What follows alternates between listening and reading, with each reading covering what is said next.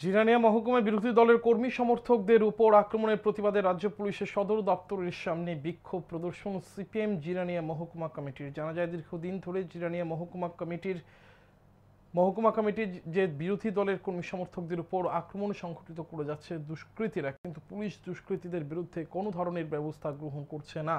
তাই দুষ্কৃতীদের গ্রেপ্তারের দাবিতে মঙ্গলবার রাজ্য পুলিশের সদর দপ্তরের সামনে বিক্ষোভ প্রদর্শন করেন সিপিএম জিরানিয়া মহকুমা কমিটি। এই দিনের এই বিক্ষোভ কর্মসূচিতে উপস্থিত ছিলেন সিআইটিউ রাজ্য সভাপতি মানিক দে, গণমুক্তি পরিষদের নেতৃত্ব রাধাচরণ দেববর্মা সহ অন্যান্যরা। বিক্ষোভ কর্মসূচিতে আলোচনা করতে গিয়ে গণমুক্তি পরিষদের নেতৃত্ব রাধাচরণ দেববর্মা বর্তমান রাজ্য সরকারের তীব্র সমালোচনা করেন।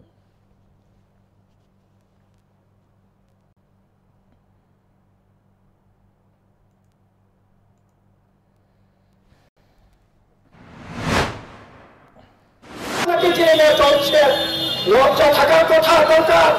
যে উন্নয়নটা বামফ্রন্ট আমলে সেখানে পরিবর্তিত হয়েছিল, সেখানে জায়গা টাকা পয়সা সমস্ত ধরনের ব্যবস্থা করবার পরে এই অথর্ব সরকার আজকে 7 বছরও সেই উন্নয়নমূলক কাজকর্ম করে উঠতে পারছে না।